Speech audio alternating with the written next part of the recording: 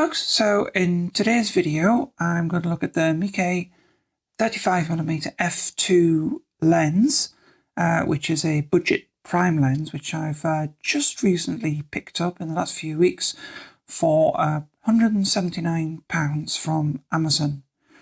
And we're going to look at the build quality, sharpness, distortion, flaring, its autofocus and stills and video. And also at the end, stay tuned because I'm going to tell you how I found the lens performed for Astro photography. Now, I'm using this lens on L-mount on my Lumix S5 2X.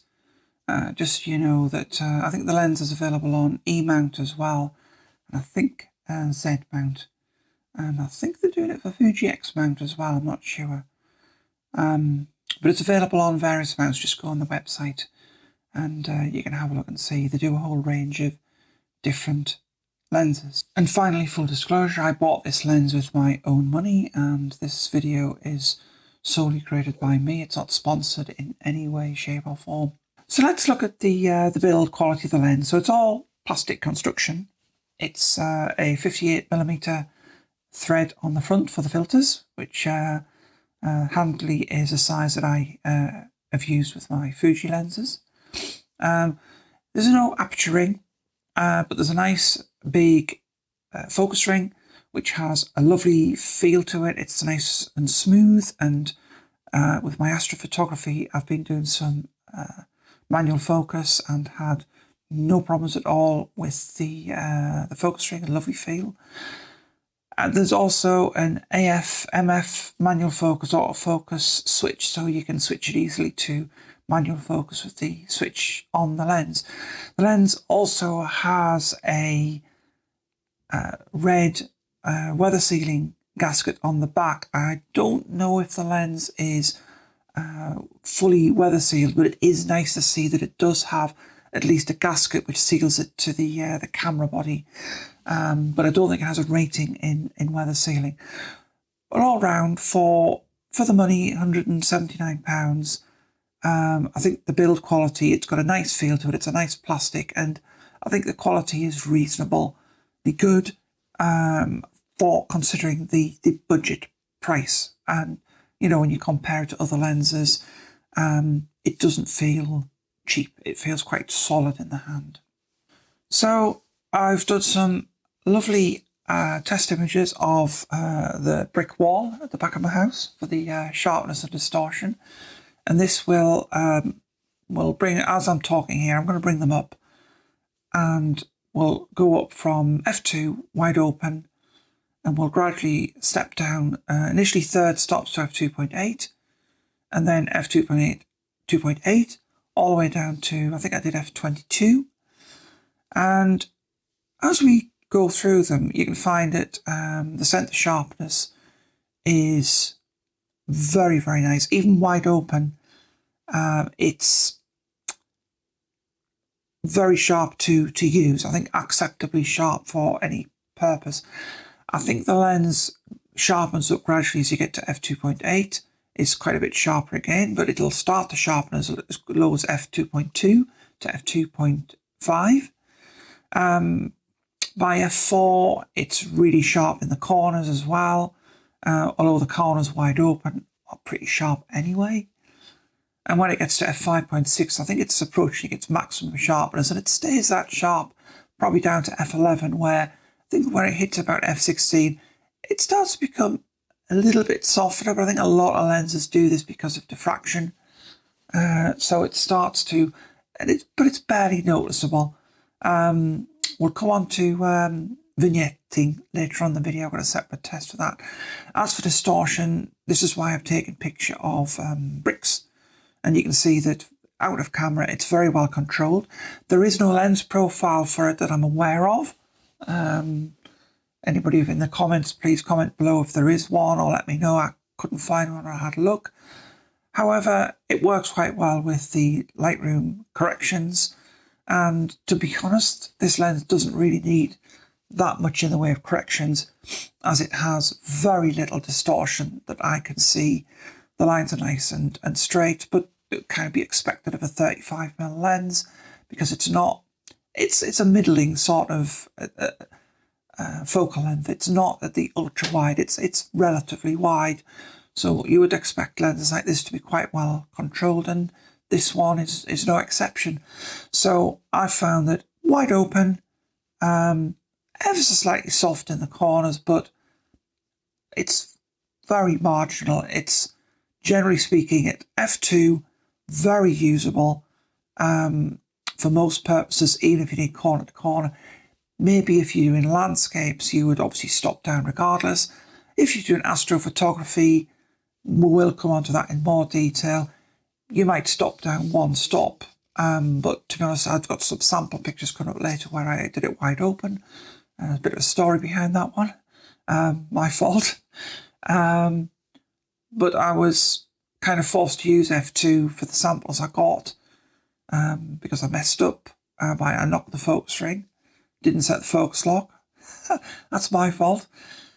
But in seeing that, I saw that the lens was very usable at that focal range, and indeed I was able to stitch together a panorama, which I'll bring up on the screen now, which I made into a square crop, so I could get somewhat some of the Milky Way in this picture. So portrait's not going to be a problem. So nice and sharp lens, sharpening up nicely as you get to f5.6 and staying sharp down to f11. And then after that, it'll drop off a little bit, just a tiny fraction, as you drop down to f16 and f22. But perfectly acceptable for everyday use, and I was mightily impressed by the sharpness. Actually, I was surprised, taken aback, especially wide open. Now, I've look at flaring and the bokeh and the lens, and I did a video test, but I also did some quick test photography shots. And while the lens does suffer somewhat from flaring, you get some sort of green lens flare artifacts. Many lenses in these very challenging conditions I put it in, like I was deliberately shooting into the sun, will exhibit this, and it's quite a pleasing effect that you get. And I love quirky lenses, and I think this lens has actually a really pleasing look to it, and it renders the background, especially at f2, very, very nicely indeed. In fact, very round bokeh balls at f2. Again, I was very surprised by the quality, but I believe it's a 9-bladed aperture blades, and I think this is probably plays a part in why it's so rounded. There's no onion ringing like that, which make them ugly. They're very attractive as well. And I've got this video test that I'll bring up now where I'm just swaying the camera left to right, just so you can see how the flaring occurs and what the artifacts are. And again, it's I'm very much of the ilk that artifacts and quirks like this in lenses can very much add to the character of a lens, but it all depends on the purpose you want the lens for. And this is why I wanted to show it, because it might not be for you. So if you're shooting into the sun, you are going to get a little bit of flaring, but it doesn't really lose much in the way of contrast. In fact, shooting in situations like this, the contrast, even wide open, was quite good. And certainly, again, this is why I say this lens has been punching above its weight, far more than I expected of the lens for the price. I was just thinking, I think for the money it's worth a punt. And the more I've used the lens, the more I've started to really enjoy using it, and finding out just what a good lens it is for the money. Very pleasing bokeh, as you can see from these photographs I've done. Just did some photographs of daffodils into soft evening light. And when we come at the autofocus tests, you'll see a little bit more about what the background blur can be like, because I filmed my cat in the garden, but we'll move on to that shortly. So let's look at vignetting. So again, I've got some sample pictures to bring up here, and I'm going to go through the f-stop, starting at f2, down to, I think I went down to F16 or F22. And again, wide open, there's no corrections being done. These are just pretty much straight out of camera. I've put them through Lightroom just to make sure that exposure is as balanced as it can be between them. Because as I went up the f-stops, I couldn't always get the ISO to be precise, so the exposure changed slightly. But having said that, there's a barely noticeable vignette, I think, at f2, which virtually disappears at f2.8, and by f4 is gone. And then after that, it's very no noticeable vignette that I could see. Your mileage may vary. Comment below, have a look at the pictures that I'm bringing up and see whether you can spot something that I didn't. But I think the vignetting was pretty negligible. I haven't really seen much in the way of chromatic aberration, if I can say that right. Looking at some of the pictures I did earlier of shooting into the sun, you would expect to get that on some of the edges and things, and I haven't really noticed much in the way of that, so it seems pretty well controlled, that side of things as well. Now the autofocus. Now in stills, the autofocus is, on a wide lens, the autofocus doesn't have to be stellar because it's not going to be having to necessarily rack like a zoom lens does. But I've been out and about and shooting pictures of leaves in, difficult situations such as high contrast when I've got shooting at the sun, and not really had a problem with the autofocus locking on. The autofocus is very smooth. It can be, I wouldn't say it's slow, but it moves steadily. I've seen lenses that move a little bit faster, but it's very accurate. And this is why I'm going to bring up some video autofocus. With me trying to run around after my cat, I must get a cage because I don't have a cage to hold my camera properly. So, and my gimbal's too small to hold the Lumix, but you don't really need a gimbal on the Lumix camera. So apologies for my terrible holding of the camera, but that probably made it a more challenging environment. And I've reviewed the footage of just following my cat around the garden. And to be honest, again, autofocus very well when it loses it, and my cat can move very quickly sometimes. It reacquired the focus very quickly, very accurately. When Rosie, my cat, sat still, it tended to just lock. It didn't start hunting into the background. And again, the background was quite backlit because we were shooting into the sun sometimes. And it was exposing with good contrast as well, good detail. And I can't really complain at what I got from the camera. And indeed, if you've watched this far, we're filming this on the 35mm lens. We're filming it on this lens, although I have added a mist filter. And mist filters they can affect autofocus slightly because they diffuse the light and make the edges and things soft. So I wouldn't use this as a perfect test, but this is talking heads, and I always usually film on the Panasonic 50mm lens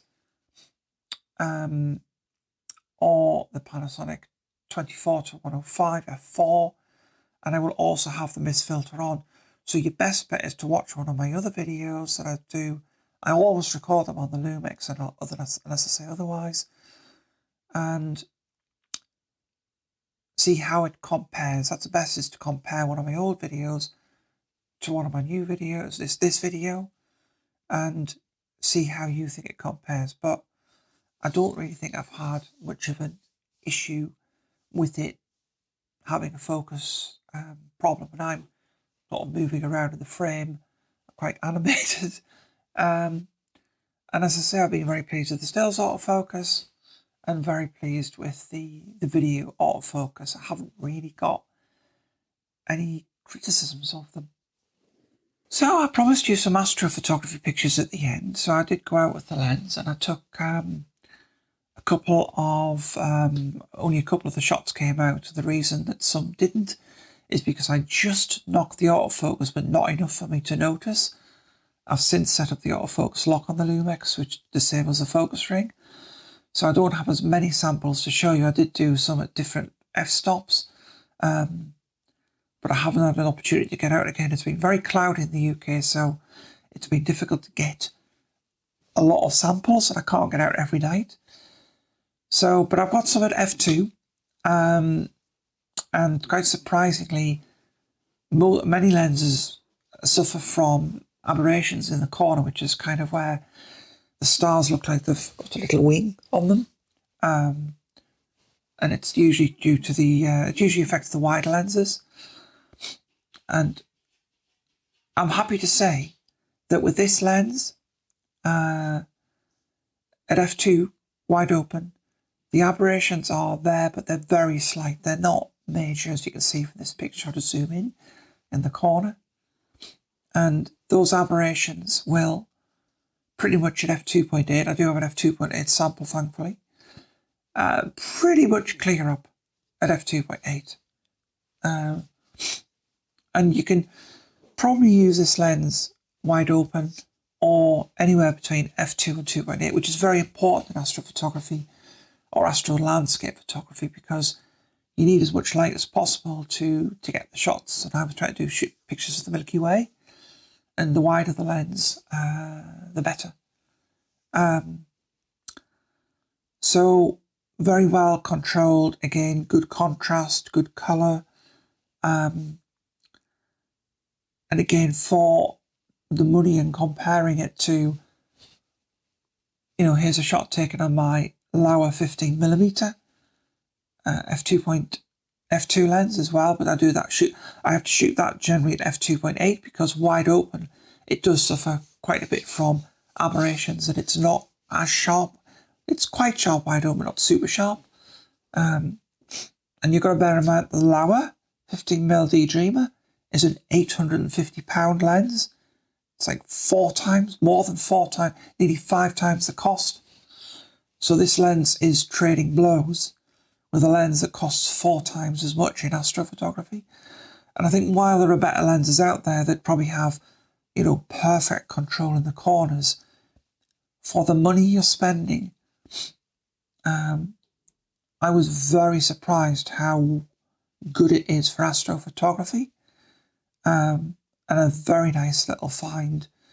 And I'm looking forward to doing more because I was very pleased with the shots that I got with my astrophotography work. Then you can see from this couple of samples that I did come out that I didn't mess up. That's my cat howling. The couple of samples that I did succeed in taking. I think I got some very nice renditions of the Milky Way there. So let's wrap this up. Should you buy the lens? Well, I've been using this lens on L mount on my Lumix S5, and I found it a very, very good lens for the money. I really enjoyed shooting with it. I think I'm going to be able to use it for landscapes, and I'm going to be able to use it for portraiture, street photography, and as a bonus, astrophotography. I think you could use it wide open for astrophotography at a pinch, or stop down 1/3 of a stop or 2/3 of a stop if you want a little bit more sharpness and a little bit reduction in the aberrations in the corners. I think even in strong light, it's got strengths of very good contrast, considering again its price. It's got very lovely bokeh and defocally very creamy backgrounds at wide apertures. It does suffer a little bit from flaring. That is very much in the eye of the beholder though, because personally I like quirky lenses that do stuff like that, but for you that might not be right, so bear in mind that it does flare a lot, but it flares in a very pleasing way. I've looked at some other lenses. I've looked at some TT Artisans lenses that have other lovely quirks to them, but their flaring is a bit messy. I also didn't talk about earlier Sunstars. I'll just bring up a quick sample of the Sunstar image I took. Just trying to get the sun emerging behind a letterbox, post box. It wasn't quite gold hour, so but I was, as I say, when I was testing the contrasts, things, but it still brought out some lovely Sunstar renditions, which is great. So all in all, and we've talked about the build quality, which again for the money is quite satisfactory. I think the icing on the cake would have been if it was weatherproof. I just can't expect that from a lens at this price point though, but it was a bonus that it has a gasket on it. I believe they're going to be bringing out a pro line of these lenses, which has aperture rings. I don't know if they're weather resistant, but they would be certainly nice to have a look at in the future. But all in all, I've, over the last couple of weeks since I bought this lens myself with my own money, have really enjoyed using it. And I've been very surprised by what it can do for the money. It's one of those little gems, pretty much like if you've shot with Canon cameras before, and look up something called the Nifty 50 or the Plastic Fantastic. And this was an insanely cheap lens. And the Nifty 50, I bought my Nifty 50 10 years ago, and it was about £90, brand new. It was a 50mm f1.8 lens on the cropped camera. It was a full frame lens, but it worked on the cropped cameras, and it was so sharp and it punched way above its weight. And everyone said, in your Canon camera kit, you must have a Nifty 50. This could be the Nifty 50 of the L mount, or the Nifty 35, because it's not 50, because it really is that good a lens. I think whatever you want to do, I think you'll have fun with this lens. Maybe if you're a professional, you might want to get a more expensive one, but give it a try. I think for the money, it's a great lens. Anyway, folks, thank you for watching. And if you got value from this video, please do remember to like and subscribe, and click the bell for notifications when I do my next video, and I will catch you all later. Bye.